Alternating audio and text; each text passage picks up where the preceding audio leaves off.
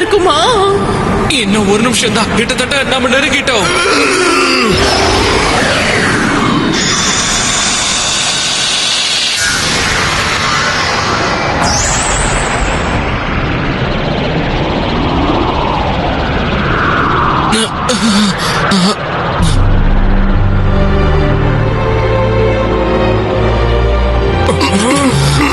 அட கடவுளே, மோசமா இருக்கு.